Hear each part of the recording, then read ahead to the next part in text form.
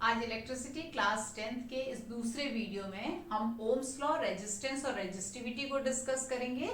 और इससे जो पहला वीडियो हमारा था उसमें हमने डिस्कस किया था इंट्रोडक्शन टू इलेक्ट्रिसिटी, चार्जेस के बारे में डिस्कस किया था, इलेक्ट्रिक करंट और इलेक्ट्रिक पोटेंशियल के बारे में डिस्कस किया था। जिस किसी ने भी वो वीडियो ना देखा हो, ऊपर लिखे हुए आई बटन पे आप क्लिक करके उस वीडियो को देख सकते हैं। इंट्रोडक्शन उसका होना जरूरी है। मैं हूं दीपा और यह है दीपा's ट्यूटोरियल। तो आज शुरू करते हैं आज की क्लास। तो अब आ जाते हैं ओम्स लॉ पे। ठीक है, जॉर्ज सिमन ओम थे साइंटिस्ट। उन्होंने आई और वी के बीच में रिलेशनशिप निकाला। इसके लिए इन्होंने ना एक सर्किट बनाया, टिपिकल सर्किट जैसे हमने अभी किया था। तो उन्होंने क्या किया, उन्होंने पहले एक सेल लिया, फिर दूसरा सेल, उस पे एक और मतलब बैटरी में एक और सेल लगाया, फिर तीसरा लगाया, फिर चौथा लगाया। तो उस तरह से उन्होंने बताया कि अगर हम वोल्टेज को चेंज कर रहे हैं तो आई भी चेंज हो रहा है। ठीक है, तो अगर मान लो उन्होंने 2 वोल्ट की बैटरी पहले लगाई, पहले सिर्फ एक सेल लगाया तो 2 वोल्ट का था, तो उनको इसमें करंट मिला 0.4 एम्पियर। ठीक है, और फिर उन्होंने एक और सेल लगा लिया तो अब हो गया टोटल 4 वोल्ट का, तो करंट हो गया, उन्होंने देखा 0.8 एम्पियर। और फिर उन्होंने 6 वोल्ट का लगाया तो उनको मिल गया 1.2 एम्पियर। ठीक है, और जब 8 वोल्ट लगाया तो कितना हो जाएगा, 1.6 एम्पियर। ठीक है, तो इन्होंने क्या किया, V अपॉन I का रेशियो निकाला। V अपॉन I का रेशियो अगर हम निकालेंगे तो कितना हो जाएगा, V अपॉन I 2 अपॉन 0.4 कितना हो गया, 5, है ना। और फिर ये कितना हो जाएगा, ये भी 5 आएगा और ये भी 5 आएगा और ये भी 5 ही आएगा। ठीक है, तो इन्होंने ये बताया कि भाई हम कुछ भी कर लें, ये V और I का जो रेशियो है वो कांस्टेंट ही रहता है। ये क्या, इसको हम क्या बोलते हैं, R। ठीक है, तो उन्होंने बोला कि किसी भी सर्किट में V प्रोपोर्शनल टू I होता है। ठीक है, V प्रोपोर्शनल टू I होता है। एक्चुअली उन्हें बोलना चाहिए था I प्रोपोर्शनल टू V होता है। ठीक है, एनसीईआरटी में भी आपका ये लिखा हुआ है V proportional to I, but actually current depend करता है वोल्टेज पे, क्योंकि आपकी, आप देखते हो वोल्टेज आपकी होती है कांस्टेंट। 220 वोल्ट आपके घर पे आ रही है, 220 वोल्ट ही रहेगी। ठीक है ना, और आपका जैसे आपने सेल लगाया, जितना आप सेल लगाओगे उतनी करंट आएगी, यानी कि करंट डिपेंड करती है वोल्टेज पे। ठीक है, तो आपका एनसीईआरटी में ये लिखा है, अगर आप ये भी लिखोगे तो कोई गलत नहीं करेगा, क्योंकि वो वहां ऐसे लिखा हुआ है। तो V प्रोपोर्शनल टू I उन्होंने बोला। अब उसके बाद इन्होंने क्या किया कि V equal to, V proportionality हटाते ना, V इक्वल टू IR, ये इन्होंने एक रिलेशनशिप निकाला। तो यहां पर अब आपको एक नई चीज पता चल गई। ये R क्या है, ये R है रेजिस्टेंस। क्या है, रेजिस्टेंस। ठीक है, रेजिस्टेंस, और इसकी यूनिट है ओम। क्या बोलते हैं इसको, OHM। ठीक है ना, वही जिन्होंने निकाला उन्हीं के नाम पे बन गया ओम। ठीक है, तो 1 ओम क्या है, पहले तो हम बताएंगे रेजिस्टेंस क्या है। रेजिस्टेंस क्या है, V upon I is resistance, V upon I equal to R। पर एक्चुअली में रेजिस्टेंस क्या है, रुकावट है एक तरह की। जैसे हमने फ्रिक्शन पढ़ा ना, फ्रिक्शन पढ़ा हमने 8th में पढ़ा, फिर 9th में पढ़ा, और हम एवरीडे लाइफ में एक्सपीरियंस भी करते हैं। जब कोई चीज मूव करती है, उसको बॉल को आपने एक किक किया तो थोड़ी देर बाद जाके वो रुक गई, अपने आप रुक गई, क्योंकि उस पर फ्रिक्शन लगा, फ्रिक्शन ने उसको रोक दिया। ऐसे ही करंट है, जब करंट किसी कंडक्टर के थ्रू पास होता है तो क्या करता है वो कंडक्टर, उसको रोकने की कोशिश करता है, तो ये रुकावट डालता है। ये रुकावट जो है वो क्या है, रेजिस्टेंस है। ठीक है ना, अब क्या होगा, जब इलेक्ट्रॉन्स मूव कर रहे हैं, ऐसे करके मूव कर रहे हैं, तो इनके मूव करने में कौन रुकावट डाल रहा है, ये R आ जाता है। इनको जाने में, कभी ऐसे ऐसे निकलेंगे, कोलिजन होगा, ये सब चीज होता है, तो R जो है रुकावट डालता है। अब आपके आपने पढ़ा था कंडक्टर्स, तो कंडक्टर्स कम रुकावट डालते हैं, है ना, और इंसुलेटर बहुत सारी रुकावट डालते हैं, फिर वो जा ही नहीं सकता है करंट। तो ये जो है रेजिस्टेंस एक तरह से क्या है, रुकावट है, इलेक्ट्रिक करंट के रास्ते की रुकावट है। ठीक है, तो V upon I equal to R। So एक और लिख लेते हैं हम, R equal to V upon I। देखिए I आ गया, V आ गया, और अब R की हमारा एक नया रिलेशन मिल गया हमें। ठीक है, तो इन्होंने क्या कहा कि भाई R और V और I का जो रेशियो है वो क्या रह रहा है, सेम रह रहा है। और हम क्या कह रहे हैं, इस V अपॉन आई को किससे क्या नाम दिया उन्होंने, रेजिस्टेंस। ठीक है, अब उन्होंने स्टेट किया अपना law, Ohm's law. Ohm's law का स्टेटमेंट आता है, आपको बिल्कुल अच्छी तरह से याद करना है, पर अगर हम पहले ये पढ़ लेंगे ना V प्रोपोर्शनल टू I, तो फिर हमारा काम जो है बहुत इजी हो जाएगा। In an electric conductor the voltage is directly proportional to the potential difference between 2 points is directly proportional to the current passing through it, provided the physical conditions of state, temperature etc. remain constant। ठीक है, temperature वगैरह की condition जो है वो constant रहनी चाहिए। तो ओम्स लॉ को इतना यूनिवर्सल लॉ नहीं है, हर अप्लायंस जो है वो ओम्स लॉ को फॉलो नहीं करता। जो अप्लायंस करते हैं उनको ओमिक अप्लायंसेस बोलते हैं। ठीक है, तो ये आपके कोर्स के बाहर की बात है। आपको ये याद रखना है कि हमको फिजिकल कंडीशंस की बात करना बहुत जरूरी है कि भाई टेम्परेचर भी कांस्टेंट रहना चाहिए और स्टेट भी सेम रहनी चाहिए, तभी आपका V प्रोपोर्शनल टू I यानी कि I प्रोपोर्शनल टू V होगा। अब उन्होंने क्या किया, ग्राफ बनाया इसके बीच में, किस के बीच में, V और I के बीच में ग्राफ बनाया। ठीक है, V और I के बीच में ग्राफ अगर मैं बनाने की कोशिश करूं इस वाले अपने डेटा से, तो ये आ जाएगा 2, ये है वोल्ट में, तो 2, 4, 6 एंड 8, एंड यहाँ पे क्या आ जाएगा 0.4, 0.8, 1.2 एंड 1.6। तो आपका पहला पॉइंट ये, दूसरा ये, तीसरा, तो ये स्ट्रेट लाइन आएगी। और आपको पहले से भी पता है जब ऐसे कोई एक क्वांटिटी दूसरे के प्रोपोर्शनल होती है तो हमारा ग्राफ क्या आता है, straight line inclined on x axis passing through origin, वही चीज हो गया। तो इस तरह से ग्राफ आया। ये ग्राफ ना बेटा ऐसा भी हो सकता है, यहाँ V और यहाँ I भी कर सकते हैं। आप जब देखोगे तो आपको सबसे पहले देखना है VI ग्राफ में V है कहाँ पे। ठीक है, तो ये आपका ऐसा भी हो सकता है 2, 4, 6, 8, और इससे आपको रेजिस्टेंस निकालनी भी आ सकती है कि आपको ये ग्राफ दिया है तो रेजिस्टेंस निकालो। तो आप क्या करोगे, ये मान लो आपको ये ग्राफ नहीं दिया, ये आपके पास टेबल नहीं है और आपको पूछा है कि भाई ये एक रजिस्टर का ग्राफ है, VI ग्राफ, तो आप इसका रेजिस्टेंस निकालो। तो आपने क्या करना है, ये लेना है R equal to V upon I। So V कितना है 2 और I कितना है 0.4, तो कितना हो गया 20 upon 4, that is equal to 5 ohm. और ऐसे ही मैंने भी निकाला था यहाँ पे V अपॉन I से, उसी को मैंने R बोला था। आप ग्राफ से, टेबल से ग्राफ बना सकते हो, ग्राफ से आप इसको कैलकुलेट कर सकते हो R को। ठीक है, अच्छा, अब रेजिस्टेंस की बात हो गई, तो रेजिस्टेंस हमने क्या कहा 1 ओम।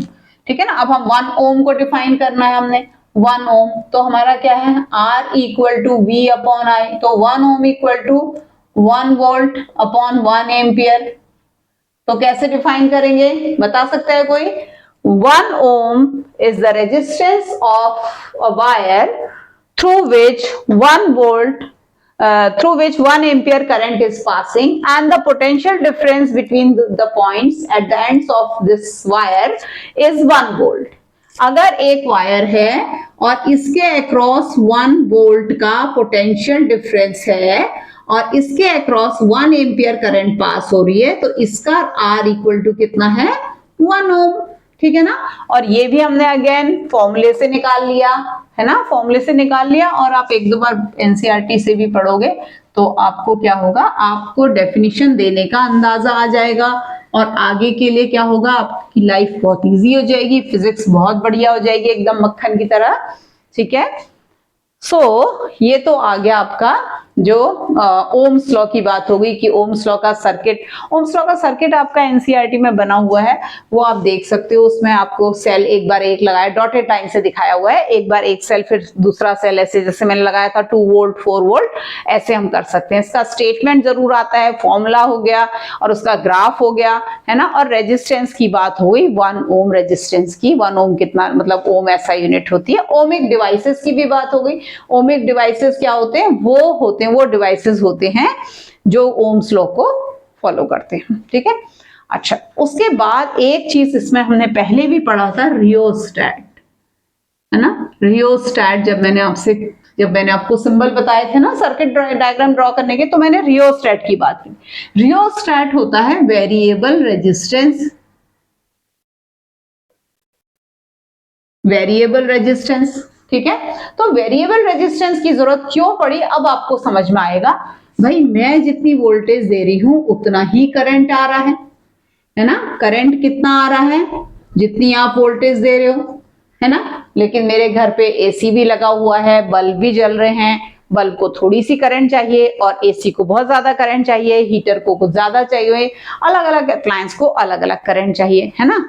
तो फिर वहां पर क्या होगा, रुकावट चाहिए, है ना। तो रियोस्टेट यानी कि वेरिएबल रेजिस्टेंस क्या करता है, जैसे आपको मिक्सी चलानी है तो मिक्सी में आपको क्या, तो आप क्या कर रहे हो कि बल्ब वगैरह में तो आप अपना रेजिस्टेंस बल्ब में ज्यादा लगा लो, उसको कम करंट, जहां ज्यादा रुकावट होगी वहां कम करंट जाएगा और जहां कम रुकावट होगी ज्यादा करंट जाएगा, है ना।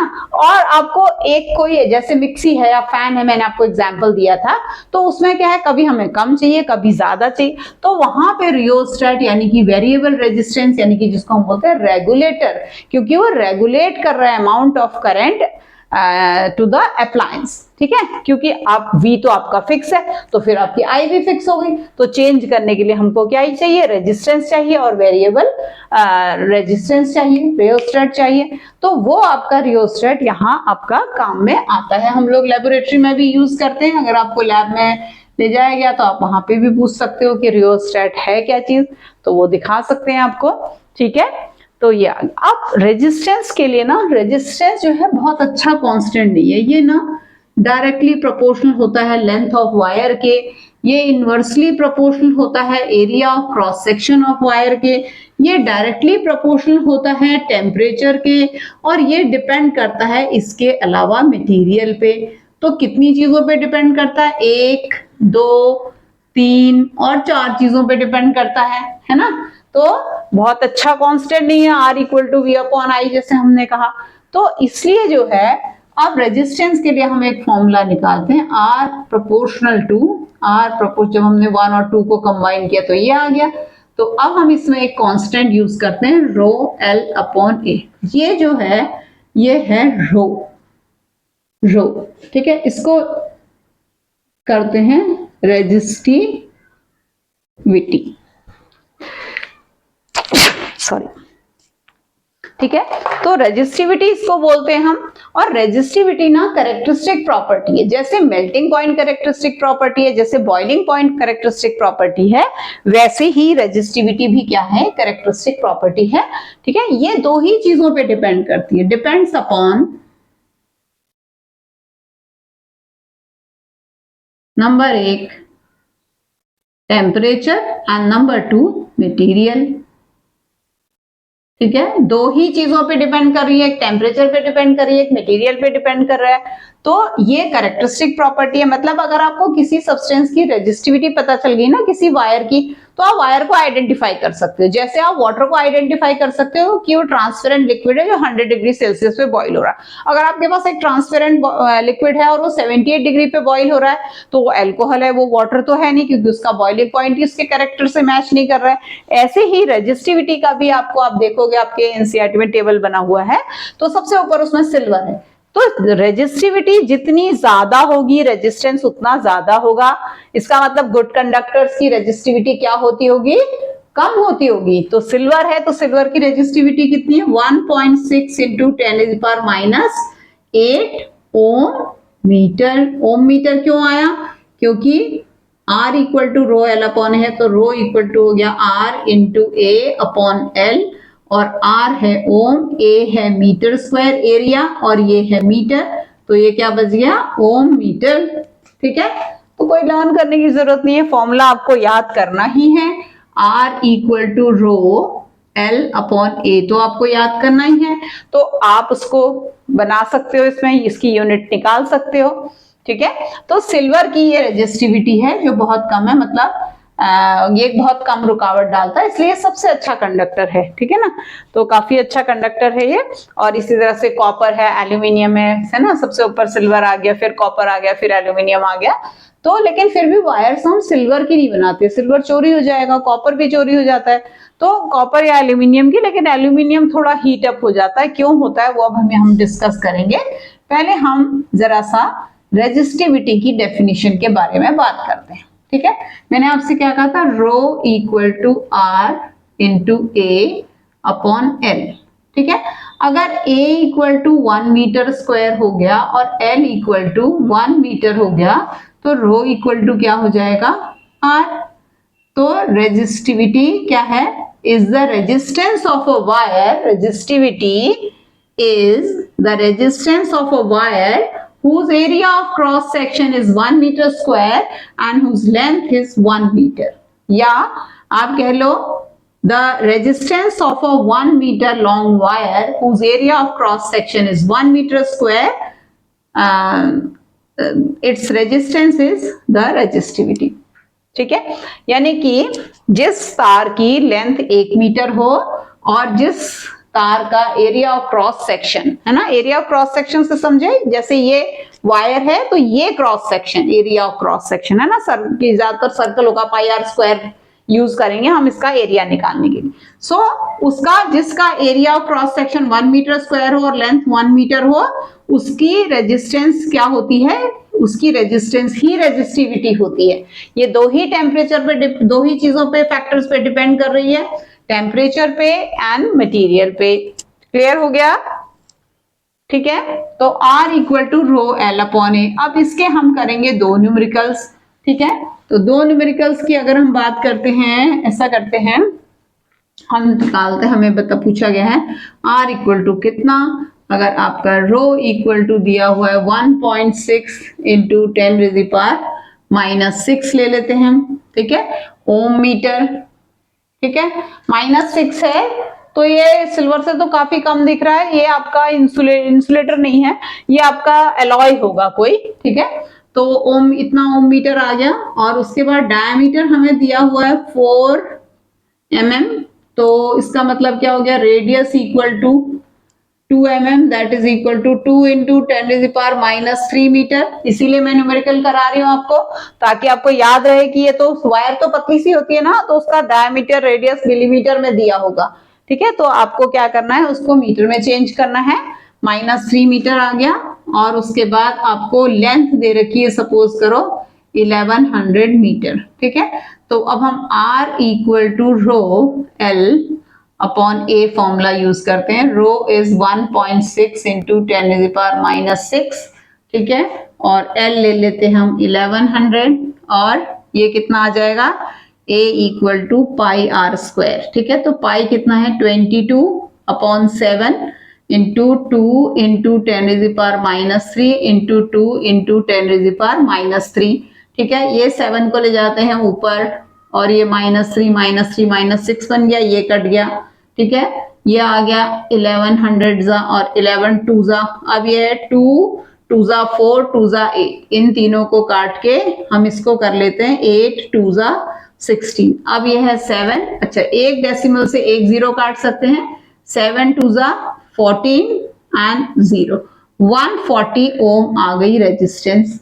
किसकी रेजिस्टेंस है ये उस वायर की रेजिस्टेंस है जिसकी लेंथ 1100 मीटर है, जिसका एरिया ऑफ क्रॉस सेक्शन जो है ये 22/7 इंटू 2 इंटू 10⁻³ का होल स्क्वायर है, और जिसकी रेजिस्टिविटी 1.6 इंटू 10⁻⁻6 ओम मीटर है। उसकी ये आपकी रेजिस्टेंस आ गई 140 ओम, ठीक है। तो आसान तरीके से कैलकुलेट करके मैंने आपको बता दिया है। तो ये ध्यान रखना कि अगर मिलीमीटर में दिया है तो आपको उसको मीटर में चेंज करना है। जो भी चीज आपको समझ में नहीं आए तो आपने क्या करना है, वीडियो को पॉज करके पीछे करके देखना है। अब इसको थोड़ा सा डिस्कस कर लेते हैं कि R जो है वो 4 फैक्टर्स पे डिपेंड कर रही है। आप देखो, आपको एक पतली गली से जाना है और आपको एक चौड़ी गली से जाना है, या आपको थोड़ी छोटी गली से जाना है, इतनी ही पतली और छोटी। तो आप मुझे बताओ किससे ज्यादा जाना इजी होगा, इस वाले से। यानी कि अगर लेंथ कम हो तो रेजिस्टेंस क्या, लेंथ ज्यादा हो तो रुकावट क्या होगी, ज्यादा होगी। तो R प्रोपोर्शनल टू L, ठीक है।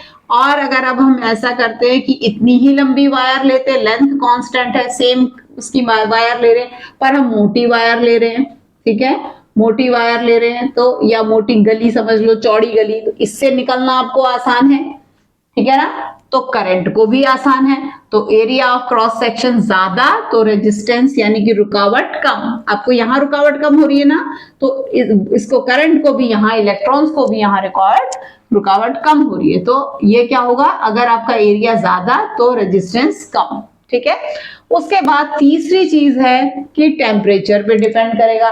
टेम्परेचर पे कैसे डिपेंड करेगा, नॉर्मली लगेगा आपको कि अगर हमने टेम्परेचर बढ़ा दिया तो वायर हीट हो गई, तो इलेक्ट्रॉन्स की एनर्जी बढ़ गई और इलेक्ट्रॉन्स को फटाफट मूव करना चाहिए, तो करंट भी ज्यादा हो जाना चाहिए। पर एक्चुअली क्या होता है कि हमको पहले थोड़ा सा मेटल का स्ट्रक्चर रिकॉल करना पड़ेगा। मेटल में क्या होता है, ऐसे करके फ्री वाले इलेक्ट्रॉन ऐसे ऐसे होते हैं ना, मतलब ऐसे ऐसे, ठीक है, और ये बाकी का आपका एटम है, ठीक है, मेटल का। अब क्या हो रहा है कि जैसे ही एनर्जी मिल रही, हीट मिल रही है, तो ये इलेक्ट्रॉन्स फटाफट अपना मूव करना शुरू करेंगे। लेकिन अब क्या हो गया, वाइब्रेशन तो एटम्स भी कर रहे हैं, उनको भी बढ़ गया, उनको भी एनर्जी मिल गई, तो वो भी मूव करना शुरू करेंगे। जब वो भी मूव करना शुरू करेंगे तो अब क्या होगा, इलेक्ट्रॉन्स के ऊपर रुकावट डाल देंगे मूव करने में। तो रुकावट डालेंगे तो रुकावट क्या है, रेजिस्टेंस। तो टेम्परेचर के साथ क्या होती है, रेजिस्टेंस बढ़ जाती है। आगे बात समझ में क्यों बढ़ती है। अच्छा, चौथी चीज है आपकी मटेरियल। मटेरियल यानी कि सिल्वर होगा तो रेजिस्टेंस कम होगी। अगर आपकी दो वायर्स हैं सेम लेंथ की, सेम लेंथ सेम थिकनेस की, और ये सिल्वर की वायर है और ये आयरन की वायर है, तो आयरन की वायर में रुकावट ज्यादा और सिल्वर में कम होगी। ठीक है, तो मटेरियल पे भी रेजिस्टेंस डिपेंड करती है। ठीक हो गया। तो R equal to rho L upon A. अच्छा, इसमें एक क्वेश्चन आपके थोड़ा सा कभी ये भी आ जाते हैं इस तरह के कि अगर मैंने रेजिस्टेंस जो है, रेजिस्टेंस का रेशियो, मतलब एक वायर है उसकी लेंथ को मैंने कर दिया 3 टाइम्स, मतलब new length become 3 times of the original length. ठीक है, और मैंने उसका एरिया उसका मैंने कर दिया है 2 टाइम्स। ठीक है, 2a, a dash equal to 2a। और अगर मैंने उसका, अब मेरा resistance r dash upon r का रेशियो क्या होगा, ठीक है, या r अपॉन r डैश का रेशियो क्या होगा, तो मैं लिखूंगी r upon r dash equal to rho l dash upon l upon a upon rho l dash upon a dash. अब मैंने रो ही क्यों रहने दिया, रो डैश क्यों नहीं किया, क्योंकि मैंने वायर तो सेम ही ली है, मैंने कुछ तो किया नहीं उसको, तो मटेरियल सेम है तो रो क्या होगा, सेम होगा। कैरेक्टरिस्टिक प्रॉपर्टी, उसको लंबा पतला और मोटा करने से कोई फर्क नहीं पड़ेगा रेजिस्टिविटी में। ठीक है, तो ये आ गया। अब मैं क्या करूंगी, इसको L क्या हो जाएगा, L तो ये रहेगा L अपॉन ए, और नीचे क्या हो जाएगा, या फिर मैं इसको ऐसा करती हूँ L into A dash upon L dash into A. तो ये आ गया L, और A डैश कितना हो गया है 2A, और L डैश कितना हो गया है 3L इंटू A। अब L L A कट गया, तो ये कितना आ जाएगा 2 अपॉन 3। सो R अपॉन R डैश कितना आ जाएगा 2 अपॉन 3। ठीक है। अच्छा, अभी तो हमने एरिया किया था, अब ऐसा करते हैं हम ना रेडियस को डबल कर लेते हैं। ठीक है, R dash equal to 2R, तब क्या होगा R अपॉन R डैश का रेशियो, तो अब हम करते हैं R upon R dash equal to rho L upon A and rho L dash upon A dash, ये कट गया, तो ये आ जाएगा rho into A dash upon L dash into A। So L into pi R dash square upon L dash into pi R square, pi और pi cut गया। ठीक है, अब वैल्यू रखते हैं, तो ये आ जाएगा L, R कितना हो गया है 2R का स्क्वायर। ठीक है, ब्रैकेट रखना नहीं भूलना है, और नीचे L डैश कितना हो जाएगा 3L इंटू R स्क्वायर। तो इसको मैं खोलूंगी तो ये आ जाएगा L into 4R square upon 3L into R square, L R square cut गया, तो R अपॉन R डैश कितना आ गया 4 अपॉन 3। ठीक है, पहले आया था 2 अपॉन 3, अब आया 4 अपॉन 3। तो जब भी रेशियो पूछा हो या आपको ये पूछा हो कि नई रेजिस्टेंस कितनी है, तो अब अगर वो भी निकाल सकते हो R upon R dash equal to 4 upon 3, इसका मतलब हो गया R dash equal to 3R upon 4। तो the new resistance is 3/4 of the original resistance. ऐसे भी आप अपना आंसर लिख सकते हो। ठीक है, क्लियर हो गया? सो आई गेस कि अभी तक का हमारा जितना भी हुआ है उसमें आपको कोई भी कंफ्यूजन नहीं रहा होगा और आपका चैप्टर भी फटाफट हो रहा होगा, अच्छे से समझ में आएगा आपको। और अब इसके बाद जो अगली चीज आती है वो हमारी आती है कि रेजिस्टेंस क्या होता है, मतलब रेजिस्टेंस को हम कैसे लगाते हैं सर्किट्स में और क्या हमारा उसका सर्किट का नेट इफेक्टिव रेजिस्टेंस होता है। ठीक है, तो आज इतना ही, अब हम आगे बाद में करेंगे।